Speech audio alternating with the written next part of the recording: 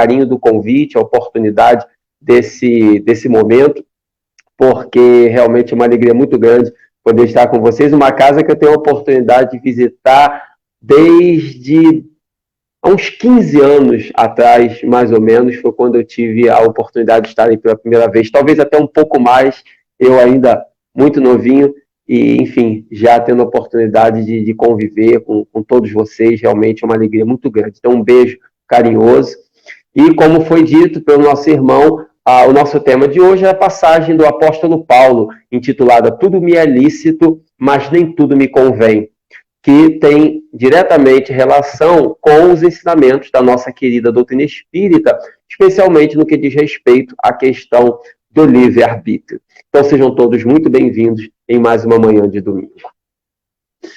Quando nós falamos nessa passagem, tudo me é lícito, mas nem tudo me convém, estamos nos referindo a uma colocação, como foi dita, do apóstolo Paulo, e essa colocação, ela está na primeira epístola aos Coríntios, capítulo 6, versículo 12. E ela se deu exatamente quando Paulo chegava na região e ali detectou-se com alguns comportamentos não muito agradáveis do ponto de vista moral, com alguns comportamentos que destoavam um pouco daquilo que se espera de um verdadeiro cristão. E alguns companheiros tinham um comportamento assim um tanto equivocado, mas, no entanto, baseavam-se em situações ou ensinamentos cristãos para justificar esse comportamento. Muitas vezes nós fazemos isso, para justificar comportamentos que não são tão éticos assim, queremos nos basear ou nos justificar em religiões, em ideias, em pessoas mais nobres, como que querendo corroborar um comportamento que nós já sabemos que não é saudável. O apóstolo Paulo, diante dessa situação, o que ele faz então? Ele dá ensinamentos ao povo e, dentre esses ensinamentos, ele pronuncia essa frase que ficaria famosa na história do cristianismo, até hoje muito estudada por todos nós, quando ele diz: tudo me é lícito, mas nem tudo me convém. O que significa dizer que tudo eu posso fazer, mas nem tudo eu devo fazer. Deus me dá a liberdade para fazer o que eu quiser, para o bem ou para o mal, mas nem tudo é correto fazer, nem tudo é ético, nem tudo eu devo fazer, nem tudo agrada a Deus, nem tudo aquilo que eu faço. E essa colocação está diretamente ligada ao ensinamento do livre-arbítrio que o Espiritismo nos traz. A ideia do livre-arbítrio, que significa exatamente a liberdade que todos nós temos para agir. Todos nós temos a liberdade de ação, por isso livre-arbítrio, nós somos livres para agir, mas, no entanto, essa liberdade de agir não nos permite que façamos qualquer coisa de forma impune. Afinal de contas, o mesmo Deus que dá a liberdade de ação também dá a responsabilidade para que venhamos a responder pelos atos que estejamos praticando, que estamos praticando. Então, nós temos o livre-arbítrio, ou seja, podemos fazer o que quisermos.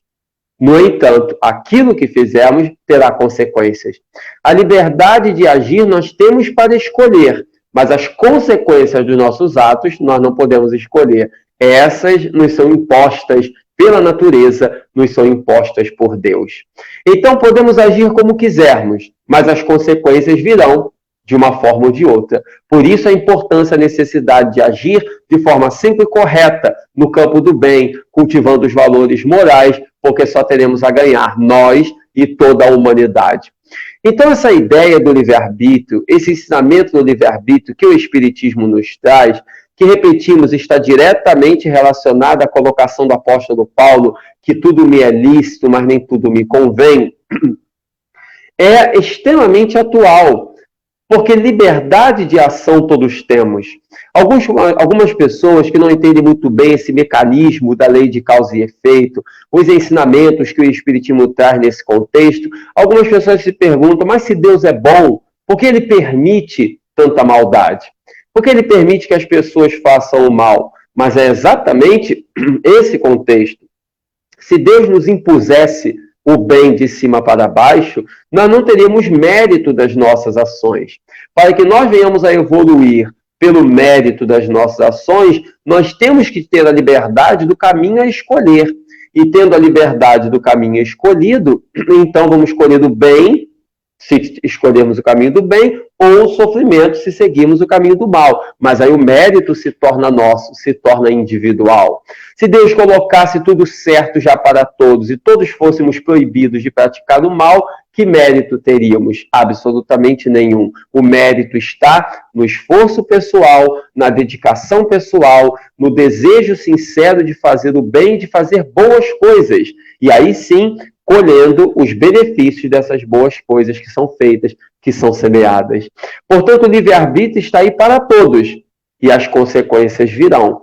E Deus, na sua misericórdia, nos induz, nos ensina ao caminho do bem. Cedo ou tarde, todos seguiremos o caminho do bem. Mesmo aqueles que utilizam o seu livre-arbítrio para o mal, esse livre-arbítrio chega um momento que há um limite. E nesse limite, Deus impõe determinadas condições, determinadas situações, para que a criatura aprenda o caminho correto da bondade e então siga esse caminho em sua existência. Mas seguir um caminho, parece muito óbvio aquilo que estamos falando, e realmente é dizer nós somos livres para agir e temos que escolher entre o bem e o mal e teremos as consequências desses atos. É muito óbvio isso, realmente o é. Como o apóstolo Paulo disse, tudo me é lícito, mas nem tudo me convém. Ou seja, tudo eu posso fazer, mas nem tudo eu devo. Isso é bastante óbvio. Mas no nosso dia a dia, essa obviedade não é tão vivenciada, tão bem entendida. E nós precisamos entender de forma bem acurada essa realidade para o nosso dia a dia, a fim de que a liberdade de ação e a escolha do caminho certo não seja feita de dor ou de sofrimento, mas seja feita de prazer, porque a maior alegria está em fazer aquilo que é certo. Muitas pessoas pensam que fazer o mal traz mais alegrias, quando na verdade o bem é que nos traz alegrias. Então, qual é o sentido da vida? Fazer a coisa certa. Quer ser saudável, quer ser alegre, quer ser amado, quer prosperar na vida, quer se dar bem com os amigos, com a família, é muito simples. Faça a coisa certa. Se fizermos a coisa certa, prosperaremos. Tudo dará certo quando fazemos o certo. Então o amor flui, a saúde, a paz, a harmonia, o trabalho, basta fazermos a coisa certa. Eu me lembro, nessa questão da liberdade de agir, eu me lembro de um livro maravilhoso intitulado Alice no País das Maravilhas, que com certeza os amigos já ouviram falar. É um livro infantil, mas, embora seja um livro para crianças, traz muitos ensinamentos a nível filosófico. Traz muitos ensinamentos a nível de vida mesmo, de ideia de vida. E vale a pena os adultos lerem também Alice no País das Maravilhas, não apenas as crianças. E tem livros, tem filmes, desenhos a respeito. Para quem já teve a oportunidade de ver algum filme, ou de ler algum livro, ou ler o livro Alice no País das Maravilhas, vai se lembrar de uma passagem na qual Alice está perdida. E há muitas passagens no livro que traz profundos ensinamentos, mas esse é um dos que traz, essa que eu vou citar, é um dos mais belos ensinamentos do livro. Há um determinado momento em que Alice está perdida. Porque a história começa da seguinte forma: Alice está na beira de um lago, e então ela vê, ou de um rio, e ela vê um coelho com a mão no bolso. E de repente o coelho tira um relógio do bolso. Ora, já é esquisito um coelho ter um bolso, quanto mais com o relógio na mão. Ela achou aquilo tão estranho e resolveu ir até o coelho. E o coelho adentrou numa gruta. Entrou numa gruta, numa pequena caverna. Quando o coelho entra, ela entra atrás. E ao entrar atrás do coelho, então ela começa a cair, até chegar em solo firme. E esse solo firme no fundo da gruta, de repente tudo fica diferente. Os objetos falam, os animais falam, tudo tem vida, e então começa Alice no País das Maravilhas, começa a história. É belíssima. Em determinado momento, Alice está perdida. Um dos muitos momentos de ensinamentos do livro. Alice está perdida, e ela então chega num local onde há vários caminhos. E ela não sabe qual caminho pegar. Vários caminhos diante dela, e ela não sabe qual que ela adentra. E então ela olha para cima a uma árvore e olhando para a árvore, acima tem um gato. Um gato muito relaxado, descansando, olhando para a natureza, olhou para a Alice e Alice perguntou para o gato. Eram vários caminhos que ela poderia pegar, que estavam ali, várias trilhas. Ela olhou para o gato e disse, seu gato, qual caminho eu sigo? Qual caminho eu pego? Que é a grande pergunta da vida. Qual caminho eu sigo? E então o gato responde, depende para onde você vai. Que também é uma resposta, uma pergunta muito sábia. Ele respondeu com uma pergunta muito sábia. Para onde você vai? Ele poderia ter dito qualquer coisa. Então, quando ele diz para onde você vai, Alice responde, eu não sei para onde eu vou, eu estou perdida. E o gato então lhe diz, para quem não sabe aonde vai, qualquer caminho serve. Para quem não sabe onde vai, qualquer caminho serve. Notemos a sabedoria do diálogo. Seu gato, qual caminho eu pego? E ele diz, depende para onde você vai. Porque para a pessoa saber qual caminho pegar, ela tem que saber onde ela quer chegar. Depende para onde você vai. E ela diz, eu não sei, eu estou perdida. Então, minha filha, para quem não sabe onde vai, qualquer caminho serve. Essa passagem da Alice no País das Maravilhas é tão belo o ensinamento, que se nós refletirmos, isso é um ensinamento para a vida inteira. Porque realmente, para quem não sabe onde vai, qualquer caminho serve. Ou seja, nós temos que saber para onde vamos, para entender qual caminho iremos pegar. A nossa liberdade de ação nos permite isso, mas temos que saber para onde queremos ir. E ao saber para onde queremos ir, então o caminho que seguiremos estará claro à nossa porta. Mais ou menos, se sairmos de casa para fazer uma viagem.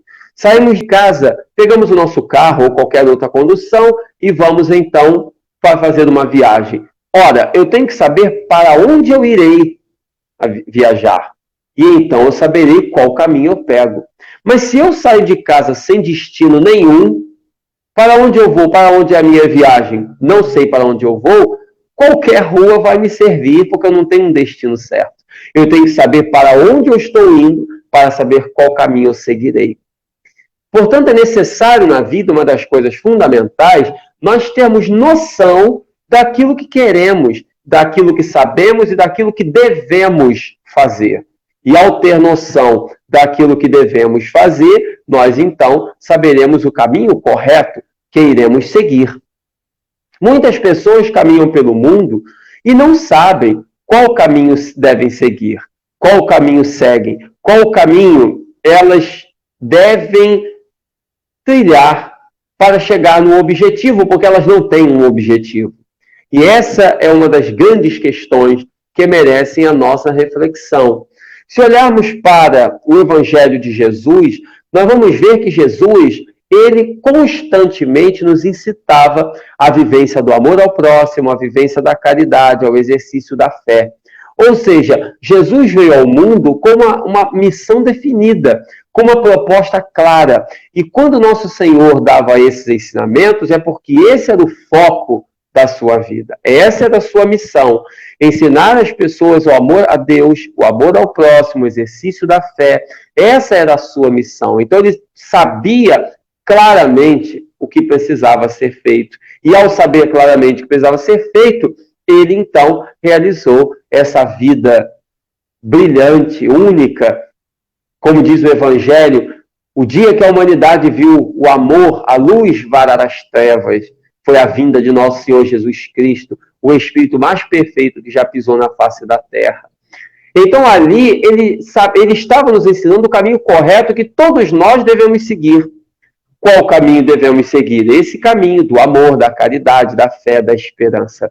Partindo dessa premissa, dessas virtudes essenciais, tudo mais deve derivar dela. Então todos nós temos os nossos sonhos. A pessoa tem sonhos. E sonho de ser professor, de ser um pintor, de ser uma cantora, um escritor, um empresário, um dono de casa, cuidar da família, ter filhos. Seja qual for o nosso sonho familiar ou profissional, seja qual for o nosso sonho, ele será realizado de acordo com os nossos esforços, mas ele deriva desses princípios centrais dos quais jamais nós devemos fugir.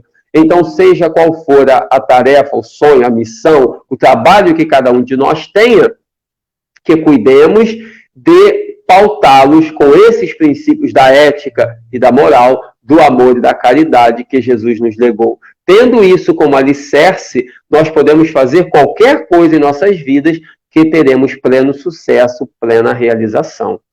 É necessário, então, que essa luta nossa por usar bem a liberdade seja pautada nesses princípios, nesses pressupostos básicos, nesses pressupostos de amor e de caridade, que aí sim estaremos usando bem a nossa liberdade de ação, o nosso livre-arbítrio. Ao pautar as ações nesse campo do amor e da caridade que Jesus nos ensinou, podemos realizar qualquer atividade e realizaremos bem, porque os princípios estão bem fincados, estão bem interiorizados em nossos corações. Por isso, quando Paulo diz, tudo me é lícito, mas nem tudo me convém, ele quer dizer que eu posso fazer de tudo.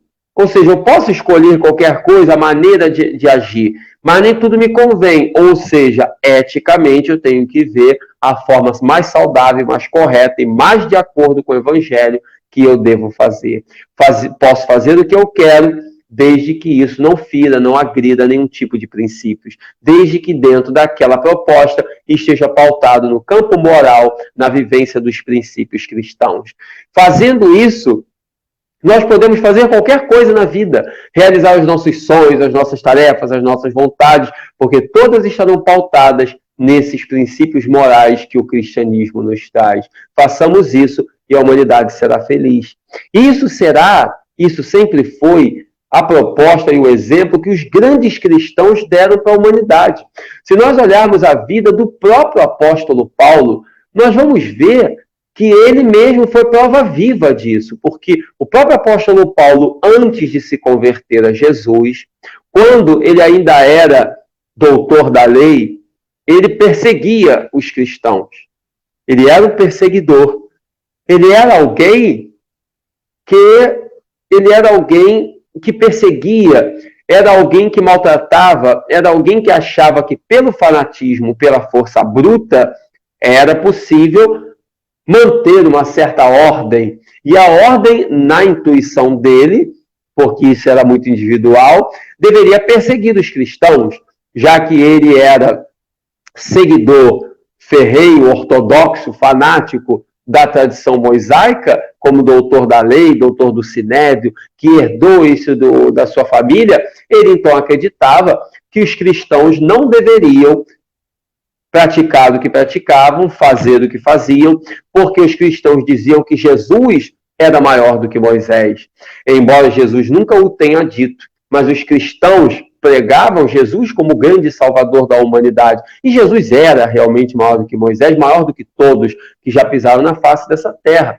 Jesus foi o filho maior de Deus que já pisou nesse mundo, o nosso guia, o governador do nosso planeta, é nosso Senhor Jesus Cristo. Mas Paulo não tinha essa percepção. E na sua concepção fanática da ortodoxia, da lei, ele então se comportava dessa maneira, perseguindo aqueles que aparentemente condenavam ou pensavam diferente daquilo que ele propunha. E os cristãos, como pregavam essa proposta de Jesus como maior de todos, ele então começou a se incomodar com isso, porque a mensagem cristã crescia. E o que seria da mensagem que ele defendia, da mensagem tradicional, como doutor da lei que ele era? Então ele começou a perseguir os cristãos, começou a maltratar os cristãos, começou a querer incomodar de alguma forma. Foi um dos que deu início à perseguição ao cristianismo, foi o apóstolo Paulo. Tanto que há uma passagem memorável no livro Paulo e Estevão, quando ele chama Estevão para conversar, porque ele havia ido na casa do caminho, ouviu Estevão, que foi um grande apóstolo, pregando, ensinando, curando, fazendo coisas maravilhosas, e ele então, ao ver Estevão na pregação, ele fica incomodado. Aquele jovem brilhante, pregador, ensinando tantas pessoas, ele chama Estevão para conversar, e é um encontro na qual ele agride Estevão, e Emmanuel narra com muita beleza esse encontro, embora tenha sido um encontro de agressões, mas com muita beleza a resignação de Estevão, que quando Paulo lhe agride, ameaça lhe agredir. Aliás, Paulo, antes de agredir, ameaçou. Ele disse: você sabe que eu posso lhe agredir agora? O que era covardia, porque Estevão estava sozinho e Paulo estava com vários amigos. Estevão lhe responde: meu mestre me ensinou a não temer aqueles que só podem matar o corpo, mas que nada podem fazer ao espírito. Quando Estevão pronuncia essa palavra, Paulo fica ainda mais agitado. E então começa a agredi-lo. E Estevão tranquilamente não revida, mantém a sua paz. Se machuca naturalmente, mas ele sai dali engrandecido ainda mais por mais um episódio da sua tarefa cristã. E Emmanuel narra com muita beleza. E então roda a roda da história, e então o tempo passa, a perseguição continua, Estevão é morto, a pedradas a mando de Paulo, até que Paulo se converte. Para quem já teve a oportunidade de ler o livro, quem não teve, nem eu, porque Paulo Estevão é um dos mais belos romances da nossa literatura espírita. Quem não teve a oportunidade e puder, é uma obra maravilhosa, que só depois da morte de Estevão, apedrejado a mando de Paulo, é que Paulo então se converte. Paulo então se converte, porque a sua noiva havia se convertido a Jesus, havia morrido, e ele então se converte depois que tem um grande encontro na estrada de Damasco, onde ele vê Jesus, e então aquela luz muito forte, Jesus já havia sido crucificado, mas apareceu para ele na estrada de Damasco, e ele então se converteu, e a partir dali se tornaria o maior pregador do cristianismo de todos os tempos. Paulo, então, Paulo de Tarso, é a prova viva daquilo que ele próprio diria mais tarde.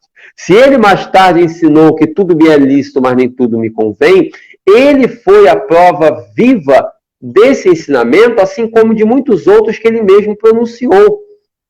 Porque tudo me é lícito, mas nem tudo me convém. E ele mesmo sabia que ele fez muita coisa que não convinha. Ele fez muitas coisas que não deveria ter feito. Ele praticou muitos atos que não deveria ter praticado. Quantas coisas ele realizou que não deveria ter realizado, fruto do mau uso do livre-arbítrio. Que tudo era lícito, ele poderia ter feito, mas nem tudo convinha. Tudo ele não deveria, nem tudo ele deveria ter feito. Paulo, então, foi um exemplo disso. Assim como inúmeros outros que nós poderíamos pegar, de pessoas que triunfaram, mas que antes não usaram muito bem o seu livre-arbítrio. Podemos citar inúmeros. Quando hoje nós olhamos a nossa postura como cristãos e a necessidade de se converter, de se melhorar, de a cada dia converter as nossas ações para que estejam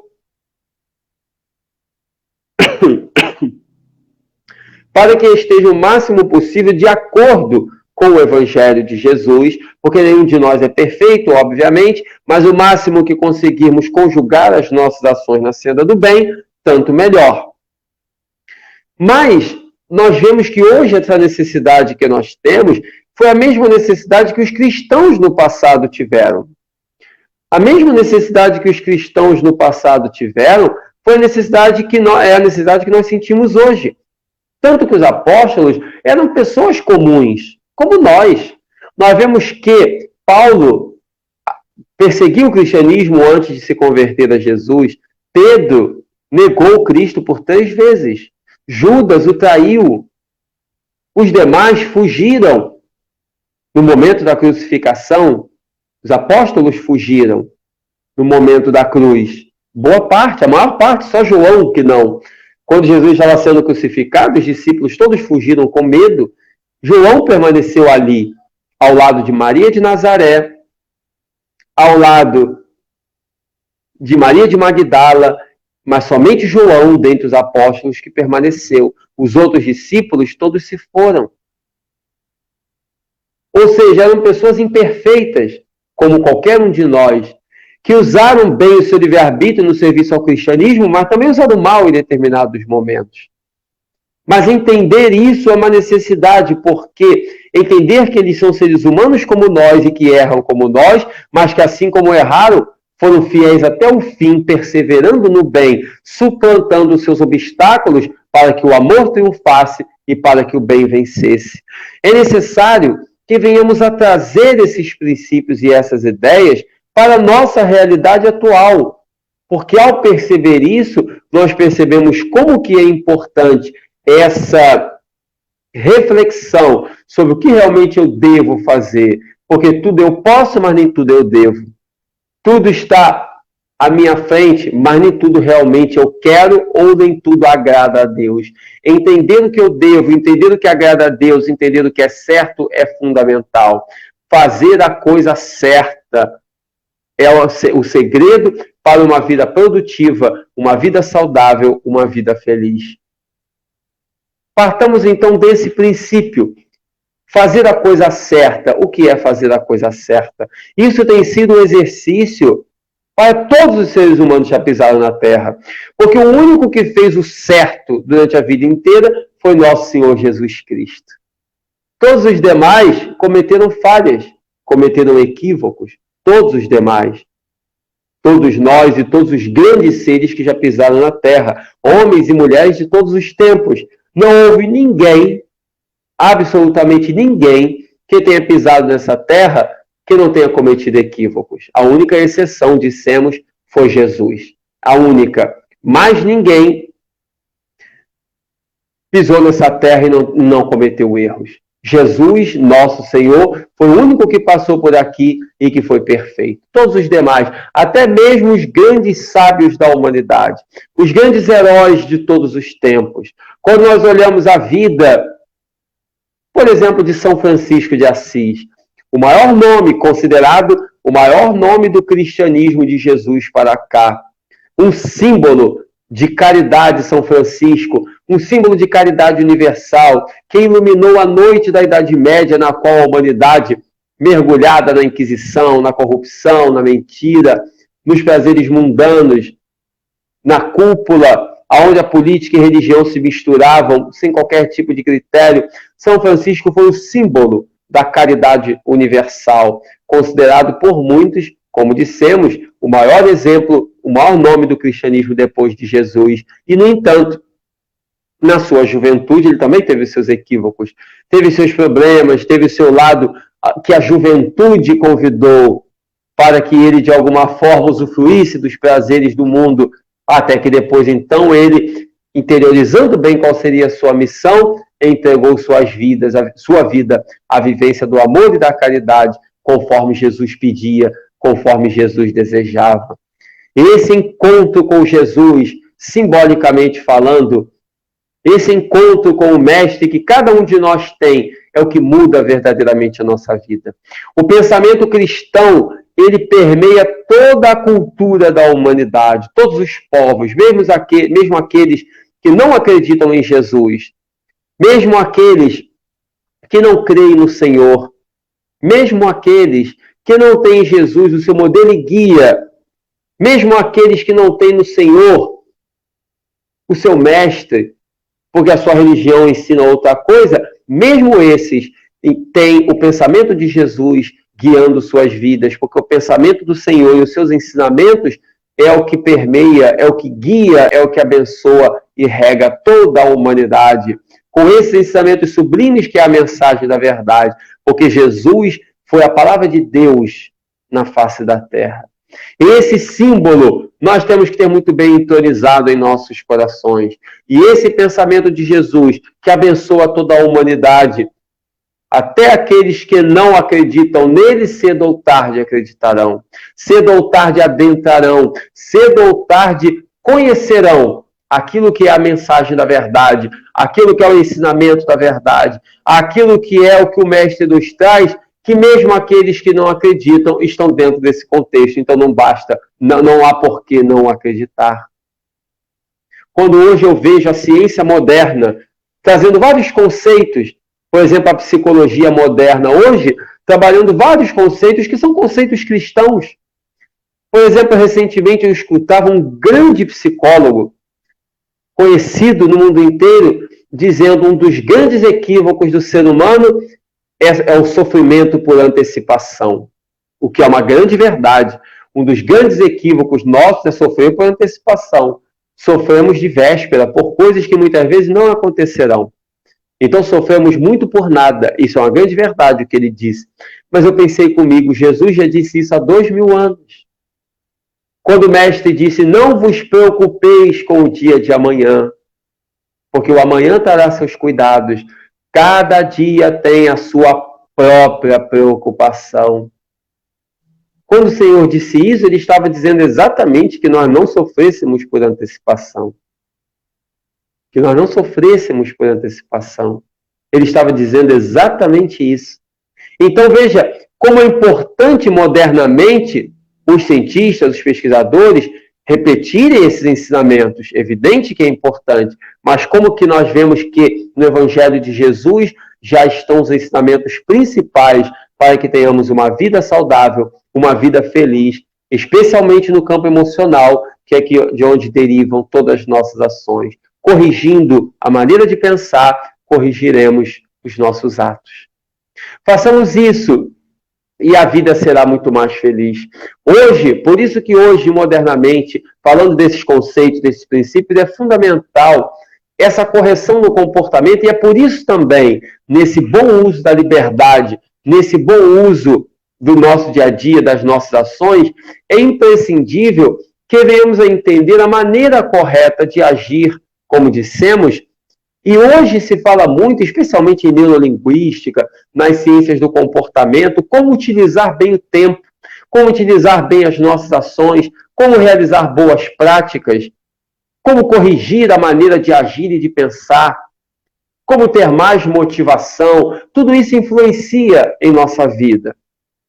Quando nós olhamos hoje, por exemplo, a nossa capacidade de ter metas, de sonhar, de ter boas realizações, o nosso entusiasmo para viver.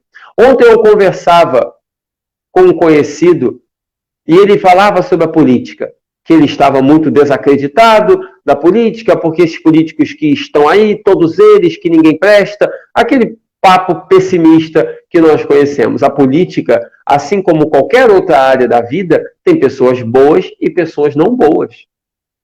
O grande equívoco nosso é tentar generalizar e achar que todo mundo é mau. Porque um médico é corrupto, não quer dizer que todos os médicos sejam corruptos. Porque um professor é mau professor, não quer dizer que todos os professores sejam ruins. Porque um político é corrupto, não quer dizer que todos o sejam. Cabe cada um de nós, dentro dos seus gostos, das suas vontades, escolher de acordo com as suas preferências. E ninguém está errado por causa disso, porque hoje também há uma tendência de achar que eu estou certo, o outro está errado. E aí eu falo mal do outro e do candidato do outro, porque o outro está votando em alguém que eu não simpatizo. Ora, o direito que eu tenho de ter as minhas preferências é o direito que o outro tem de ter as preferências dele. Cada um tem direito de ter as suas preferências. Se eu achar que o outro está errado porque tem os gostos dele, ele vai achar que eu estou errado porque eu tenho os meus gostos. Então, respeitemos os gostos de cada um, a vontade, as ideias de cada um, e cada um, a seu turno, escolherá quem de sua preferência, mas em tranquilidade, sem rivalidade. Mas, enfim, eu conversava com esse conhecido. E ele muito pessimista, muito desacreditado. E ele disse, não, Eduardo, eu falei, mas nós temos que acreditar. Nós temos que ser otimistas, nós temos que entender que as coisas estão melhorando e podem melhorar no mundo inteiro, não só no Brasil. Se nós acreditamos em Deus, nós temos que ter essa certeza. Ele disse, com essa política do Brasil eu não acredito em mais ninguém. As pessoas desviam muito. E eu disse a ele, os políticos podem até roubar dinheiro, mas não permita que ele roube a sua esperança. Dinheiro eles podem roubar, mas o meu otimismo, a minha esperança, a minha confiança no futuro, isso eles não roubam. Aí quando eu falei isso, ele parou, me olhou, pensou um pouco, ele falou, isso eles não podem tirar da gente. Eu falei, exatamente, mas o Senhor está deixando tirar. Porque a partir do momento que você diz que não acredita mais num país melhor, num mundo melhor, não acredita mais na política, não acredita em mais nada, é porque você deixou as suas esperanças serem levadas. E isso não podemos permitir. Deixe os políticos roubarem dinheiro, isso eles podem fazer. O que nós podemos fazer? Se estiver na nossa alçada e evitar isso, ótimo. Mas se não estamos, pelo menos a nossa confiança, a nossa esperança, o nosso entusiasmo, isso eles não conseguirão tirar. E isso podemos ter certeza que eles não conseguirão tirar. A nossa esperança permanece. Nosso otimismo, isso ninguém rouba, a nossa paz, a nossa capacidade de amor ao próximo, isso ninguém tira. Voltaire disse certa vez, o grande filósofo Voltaire, que se Deus não existisse, seria necessário inventá-lo para a felicidade humana. Porque é exatamente isso, nós precisamos acreditar em coisas superiores a nível espiritual, a nível de humanidade, precisamos ter sonhos para viver. Isso nos estimula a viver, a crescer, a servir, a construir. Triste a pessoa que não tem mais sonhos, que não tem mais planos. Uma pessoa começa a morrer, disse alguém certa vez, que uma pessoa começa a morrer não é quando ela está doente ou quando ela está idosa, é quando ela deixa de sonhar. Porque você pode estar doente, pode estar idoso, mas pode ter sonhos. Pode estar trabalhando, pode estar de pé, servindo, fazendo coisas boas. Mas quando a gente deixa de sonhar, a pessoa morreu. Não morreu fisicamente, mas morreu emocionalmente. Porque se ela não tem sonhos, não tem planos, não tem vontades, a vida vai perdendo o colorido. O que nos movimenta são os nossos sonhos, as nossas metas. Sonho é uma coisa muito distante. Há um escritor que costuma dizer, transforme seus sonhos em metas. Porque sonho é uma coisa distante, meta é uma coisa mais concreta, mais próxima. Eu tenho um sonho, parece algo impossível de realizar, é só um sonho. Agora, se eu digo que eu tenho uma meta, eu tenho um objetivo, aquilo eu persigo com mais clareza. Então, quais são minhas metas? E coloquemos um prazo para essa meta acontecer. E ela acontecerá. E aí os meus sonhos vão se realizando. Se eu digo que eu tenho um sonho de um dia fazer uma viagem, eu nunca vou realizar, porque é só um sonho de um dia. Mas se eu digo que eu tenho uma meta e no dia tal eu viajarei, porque a minha passagem já está comprada, esse sonho vai se realizar. Porque tem meta, tem dia, tem prazo, tem bilhete comprado, se realizará. Enquanto ficar no sonho de um dia, não acontecerá. Mas são os nossos empecilhos emocionais. Precisamos superar essas barreiras da preguiça, da falta de objetivo, da falta de organização. A nossa organização, as nossas metas, nossos sonhos estão aí para ser realizados. O uso da nossa liberdade está na concretização das boas obras. E o que nós podemos fazer de bom que não estamos fazendo? A nossa casa, por exemplo, aqui, o Centro Espírita Luz e Verdade, está em obras, desde o ano passado. E uma obra grande. Graças a Deus, estamos conseguindo, com o apoio de todos, fazer muitas coisas. Já fizemos 8 salas novas para estudo, para evangelização. Agora estamos fazendo uma ampliação do nosso salão. Estamos fazendo coisas muito boas, com o apoio de Deus acima de tudo e com a união de todos os companheiros da casa. E eu já ouvi companheiros, amigos aqui de outras casas espíritas aqui próximos, dizendo, puxa, que bacana vocês estarem fazendo tantas coisas na casa de vocês. Lá na nossa casa, para fazer um pedacinho de alguma coisa é difícil, para fazer um quartinho é tão difícil. E eu, às vezes, digo para alguns companheiros, mas será que é tão difícil? Ou nós é que estamos criando a dificuldade? Porque, às vezes, a pessoa pensa em fazer alguma coisa e ela pensa nas dificuldades. Há pessoas que você diz assim, por que não constrói mais uma sala de estudo aqui na casa? E a pessoa diz, não, já tem muita coisa para limpar, já tem muita coisa para organizar, e não tem dinheiro suficiente, e é barulho na obra, é muita poeira. Ou seja, a pessoa está pensando nos problemas, não está pensando em benefícios. Ora, pense no depois, e visualize a sala bonita, cheia de crianças dentro fazendo evangelização, cheia de pessoas fazendo estudo. Temos que visualizar o resultado, não visualizar o andamento, porque se eu pensar que vai ter obra, vai ter poeira, vai ter barulho, vai ter despesa, eu não vou fazer nada. Mas eu tenho que pensar onde eu quero chegar, que é na sala pronta, a sala bonita. E isso vai me movimentar, porque esse é meu sonho, é a minha meta. A minha meta, o meu sonho é ter uma sala nova. Nesse contexto, nesse exemplo que eu estou dando, a meta é ter uma sala, vamos construir uma sala. A minha meta não é fazer barulho, não é ter poeira, não é gastar dinheiro, a meta é ter uma sala nova pronta. Essa é a minha meta, é nisso que eu quero atingir. Ali é que tem que estar no meu foco, os meus esforços, onde eu quero chegar. Mas a pessoa pensa no trabalho que ela vai ter durante, e aí desanima com esse trabalho. Quantas e quantas vezes já ouvi colocações dessa natureza? Quantas e quantas desse tipo, e não só para coisas físicas em termos de obra, também para trabalhos. Do tipo, vamos fazer um grupo de estudo novo, vamos fazer mais uma reunião, vamos começar um trabalho com moradores de rua. E as pessoas muitas vezes pensam primeiro na dificuldade que vai ter, ao invés de pensar nos resultados que advêm do trabalho. Olha, vamos fazer um planejamento, vamos ter objetivos claros e as coisas acontecem. Claro que nós podemos planejar e chegar à conclusão de que não vale a pena fazer alguma coisa, ok. Nós não temos que fazer tudo o que nos sugerem, mas percebemos muitas vezes que muitos companheiros, por pessimismo ou por desânimo, é que não fazem. Quando, na verdade, o bom uso da nossa liberdade está na realização dos nossos sonhos. E aí vemos quantas vezes as pessoas dizem, eu gostaria tanto de fazer tal coisa, e às vezes o sonho está do lado para ser realizado, e essa realização não vem. Essa realização não se concretiza por conta da falta desse planejamento, da falta de motivação, da falta de realização em coisas mais novas, da falta de um pouco mais de foco. Porque quando temos, como na passagem da Alice, ter clareza do que nós queremos. Clareza é poder. Clareza é poder.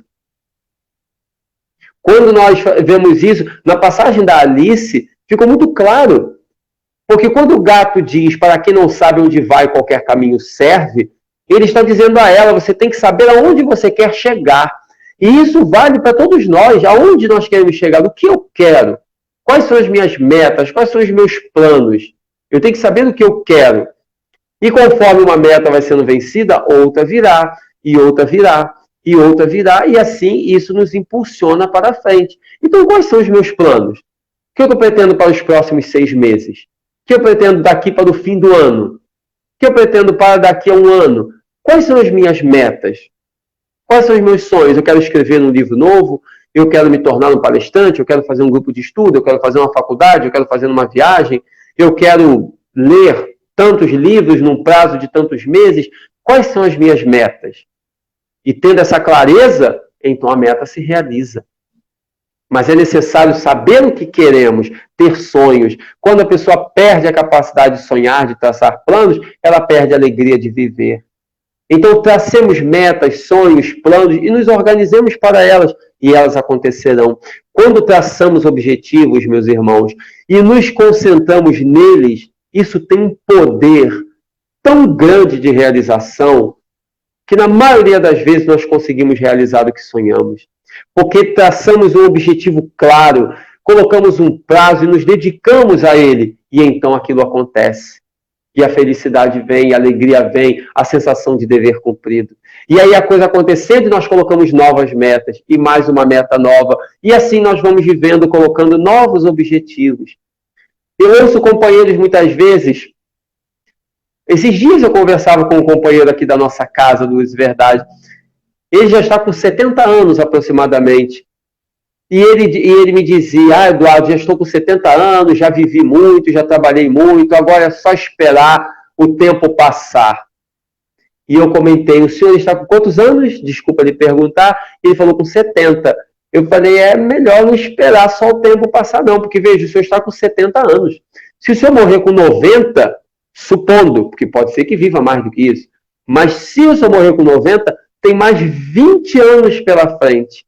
O senhor vai ficar 20 anos esperando o tempo passar? Quantas coisas não podem ser feitas em 20 anos? Ah, mas eu não tenho o mesmo esforço de antes. Ok, o senhor pode não ter a mesma disposição que tinha quando estava com 20 ou 30, mas que pode fazer muitas coisas? Pode. Sempre há coisas ao nosso alcance que podem ser feitas. Então, escolher metas no campo do bem, traçar objetivo, traçar planos, isso nos impulsiona para o futuro.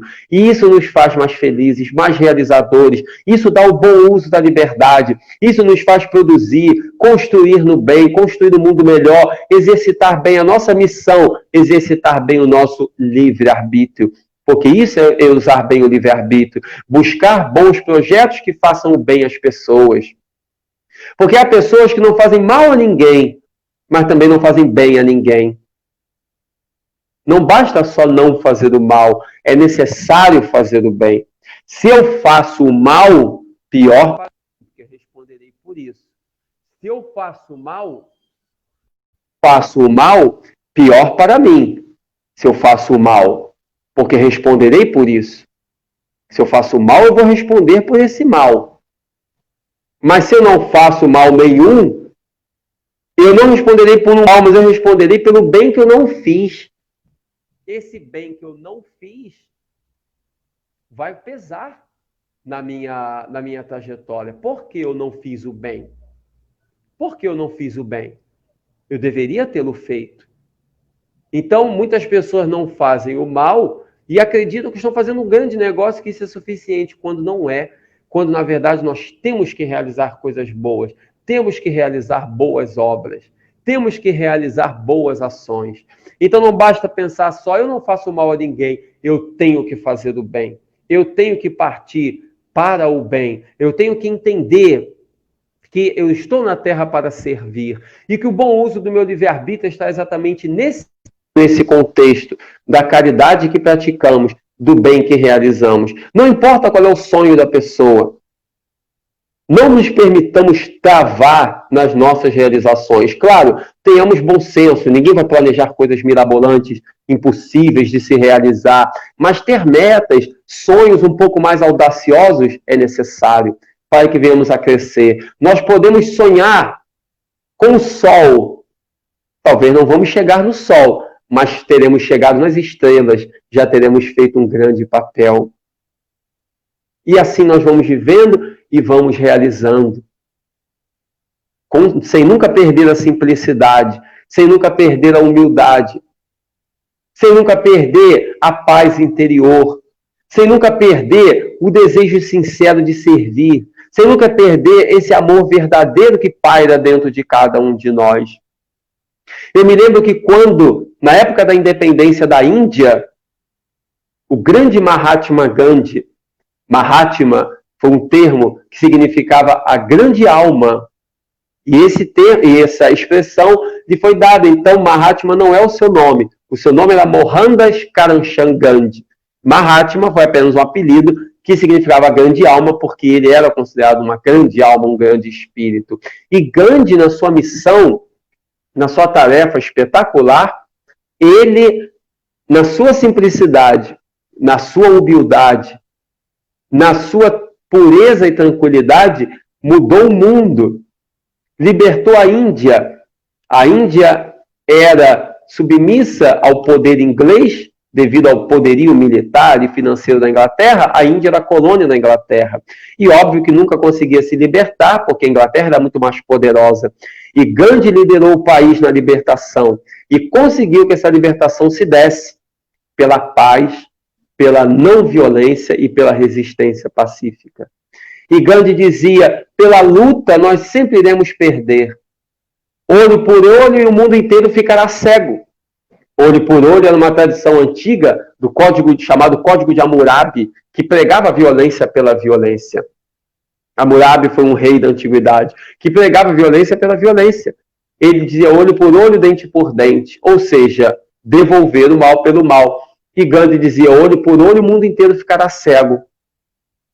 Portanto, ele, com essa ideologia de paz, essa ideologia cristã, ele percebe que é através da paz, porque com a paz não existe força mais poderosa do que a paz e a fé. E aí sim, a partir desse princípio, a partir dessa proposta, ele, com exercício de não violência, e dizendo às pessoas, nós vamos vencer os ingleses, mas não com luta.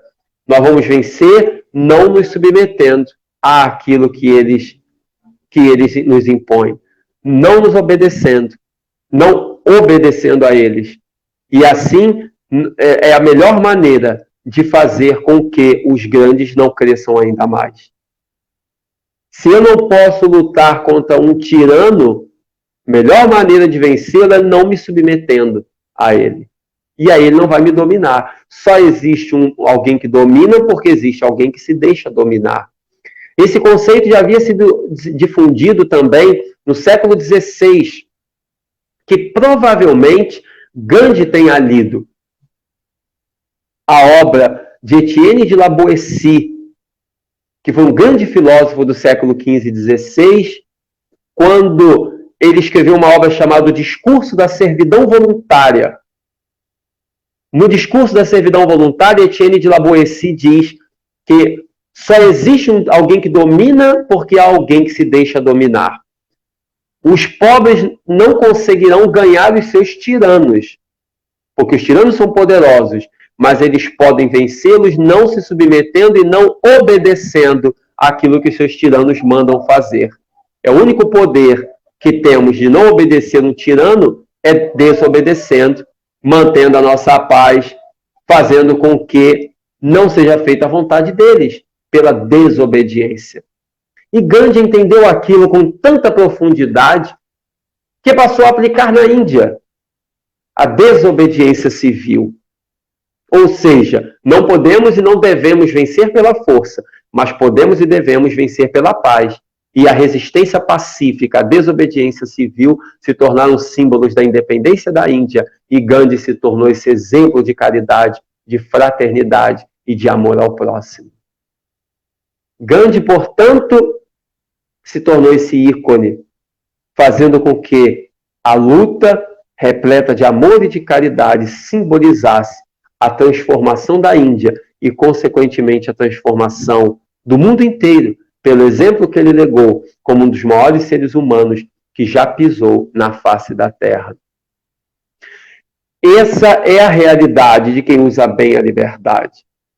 De quem sabe que, seja na religião, seja no mundo empresarial, seja na família, aonde estivermos, a nossa tarefa é uma só: colaborar para um mundo melhor, dar uma contribuição para um mundo melhor, fazer a diferença de alguma forma.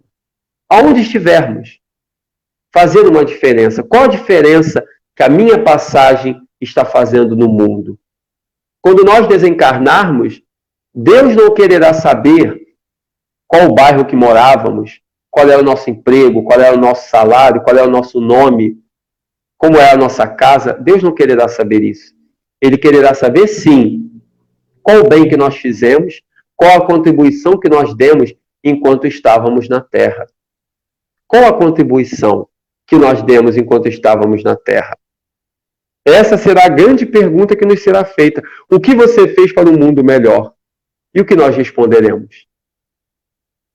Essa é a grande pergunta do uso da nossa liberdade. Portanto, perguntemos-nos a cada momento, diariamente, o que eu estou fazendo para um mundo melhor? O que eu estou colaborando para um mundo melhor? Qual é a minha colaboração? Qual é a contribuição que eu estou dando? Qual a diferença no mundo? O que eu deixarei depois que eu partir? E aí sim nós estaremos entendendo o bom uso da liberdade. Por isso que a doutrina espírita nos ensina tanto o uso do livre-arbítrio, o bom uso do livre-arbítrio na prática do bem. Por isso que as religiões, de uma forma geral, falam sobre o bom uso da liberdade. Por isso que a caridade, fora dela não há salvação, porque é com ela que nós conseguimos dar um bom uso para a liberdade. Por isso que o apóstolo Paulo dizia: tudo me é lícito, mas nem tudo me convém. Porque o que me convém é aquilo que é bom, aquilo que é certo, aquilo que é nobre. E é por isso que Jesus disse e imortalizou para a humanidade: amai-vos uns aos outros como eu vos amei. Entendendo isso, nós somos felizes e temos uma vida produtiva. Eu queria agradecer, meus irmãos, a todos. Nós vamos fazer já a nossa prece final. Queria agradecer o carinho da atenção, da presença de todos, pela oportunidade de estarem aqui conosco, pedindo para aqueles que ainda não fizeram, que se inscrevam no canal no YouTube aqui da instituição, que se inscrevam, que ativem o sininho, que compartilhem os vídeos, no Facebook também, que curta, que se inscreva na página, no perfil, que sigam, que compartilhem, porque isso ajuda o canal a crescer, a doutrina espírita a crescer, ajuda a casa a crescer, e isso é muito importante. Não apenas hoje, não por mim naturalmente, mas pela casa, pela doutrina, pela instituição. Quanto mais curtimos, seguimos, nos inscrevemos, compartilhamos, mais a mensagem de Jesus se multiplica, mais o nosso mundo vai se tornando melhor. Então, muito obrigado mais uma vez a todos, e vamos fazer a nossa oração. Bom e amado Mestre Jesus, muito obrigado, Senhor, por estes momentos de paz, de reflexão e de tranquilidade. Que teu amor nos abençoe e nos ilumine, Mestre amado, e que a tua paz permaneça entre nós. Ajuda-nos a usar bem o nosso livre-arbítrio, a nossa liberdade, a fazer aquilo que é certo e a dar uma contribuição constante e diária na construção de um mundo melhor, através do amor e da caridade, como o Senhor nos ensinou. Se conosco, Jesus amado. Muito obrigado por tudo e graças a Deus. Obrigado a todos e muita paz.